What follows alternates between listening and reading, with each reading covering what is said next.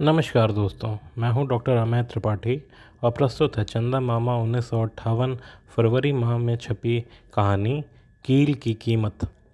एक गांव में एक गरीब नौजवान रहा करता था। उसका नाम था गोविंद। उसकी शादी हो चुकी थी। उसके दो बच्चे भी थे। क्योंकि उसके पास कोई ज़मीन जायदाद ना थी, इसलिए उसको अपनी मेहनत से उन्हें पालना पोसना पड़ता था। वह कस्बे तक पैदल जाता, वहाँ जाकर वह मजदूरी करता और जो कुछ मिलता उससे ज़रूरी चीज़ें खरीद कर लाता। गोविंद की बचत की आदत थी। छुटपन में उसका पिता सदा कहा करता, बेटा कभी भी छोटी चीज़ से भी ज़रूरी काम निकल आता है। गोविंद यह बात ना भूलता था। एक दिन जब सड़क से वह जा रहा था, तभी मंत्री का लड़का घोड़े पर सवार होकर बाण की तरह तेज़ चला आ रहा था। गोविंद के देखते देखते घोड़े के पाँव की नाल की एक कील नीचे गिरी। बाबू, नाल की एक कील गिर गई है, गोविंद जोर से चिल्लाया। मंत्री के लड़के ने पीछे मुड़कर देखा और लापरवाही से हाथ हिलाते आगे बढ़ता गया। उसे पीछे मुड़कर नाल की कील लेना अपनी इज्जत के खिलाफ लगा। यही नहीं, वह जंगल के रास्ते पगडंडी से शहर जा रहा था, इसलिए उसे कील का होना ना होना बराबर था। परंतु इस विषय में मंत्री का लड़का गलती कर रहा था।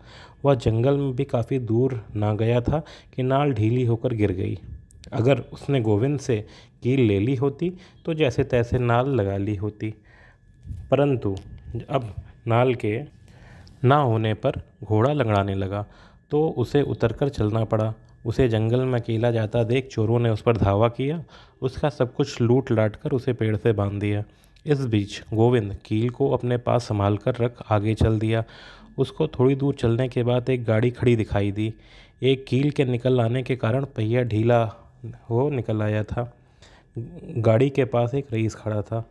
उसने गोविंद को देखते ही पूछा, क्या भाई तुम्हारे पास कोई कील है? मुझे जल्दी शहर जाना है। रास्ते में कहीं कील गिर गई है और इस बियाबान जंगल में कहीं लोहे का टुकड़ा भी नहीं दिखाई देता। गोविंद ने नाल की कील को पत्थर से पहिए में ठोक दिया। पहिया लग गया। रईस को बड़ा संतोष हुआ। शायद तुम भी शहर जा रहे हो, आओ गाड़ी में चलें, रईस ने कहा। वह उसको अपने साथ ले गया। उसके हाथ में उसने एक सोने का सिक्का भी रखा। सिक्का देखते ही गोविंद की आंखें बड़ी हो गईं। वह सिक्का उसके परिवार के भरण पोषण के लिए 2 महीने तक काफ़ी था। जो बात उसके पिता ने कभी कही थी, अब वह 16 आने सच निकली। एक नाल की कील ने उसे एक सोने का सिक्का दिलवा दिया था। गोविंद ने अपने कुटुंब के लिए महीने भर के खाने पीने की चीज़ें खरीदी और उन्हें बोरे में रखकर जंगल के रास्ते की ओर चल पड़ा, क्योंकि उस रास्ते से उसका गांव नज़दीक पड़ता था। थोड़ी दूर जाने के बाद रास्ते के पास के एक पेड़ के पीछे उसे कोई अंतर्नाद सुनाई दिया। गोविंद अपना बोरा झाड़ियों के पीछे रखकर पेड़ के पास गया। उसे वहाँ 6 बच्चे और एक स्त्री दिखाई दी। सबकी दयनीय हालत थी। वह स्त्री किसी करोड़पति की स्त्री थी। वे उसके बच्चे थे। परसों सवेरे हम सब जंगल में घूमने आए। बच्चे फूलों के लिए जंगल में जा घुसे, कहीं वे इधर उधर ना भटक जाएं, यह सोचकर मैं उनके पीछे गई। इतने में अंधेरा हो गया और हमें रास्ता ना मालूम हुआ। खाया पिया था नहीं, इसलिए हम घूम फिर भी ना सके। हम यहीं से चिल्लाने लगे, पर हमारा रोना सुनने वाला कोई न था। आप भगवान की तरह आए हो, करोड़पति की पत्नी ने कहा। डरिए मत, मेरे साथ आइए, मैं रास्ता दिखाऊंगा, गोविंद ने कहा। हमारी हालत इस समय इतनी ख़राब है कि हम पैर उठाकर नहीं रख सकते हैं। अब हमें चाहिए मुट्ठी भर अन्न, उस स्त्री ने कहा। तो ठहरिए, अभी मैं आता हूँ, गोविंद ने कहा। वह भागकर अपना बोरा ले आया। उसमें कुछ मिठाई वगैरह भी थी जो वह अपने बच्चों के लिए ले जा रहा था। उसने उसे करोड़पति के बच्चों को दी। अपने पास की चीज़ों से वहीं खाना तैयार किया। थोड़ी देर में सबने भोजन किया। वह उनको अपने साथ रास्ते तक लाया। अब मुझे आज्ञा दीजिए, उसने कहा। भाई, हम घर नहीं पहुंच सकेंगे, हमें घर पहुंचा कर जाओ, करोड़पति की पत्नी ने कहा। घर पहुंचने पर उसने गोविंद के हाथ में एक थैली रखी। गोविंद ने जब उसको खोलकर देखा तो उसमें 8 सोने की मोहरें थीं। उसको देखकर उसकी आंखें और भी चौंधी आईं।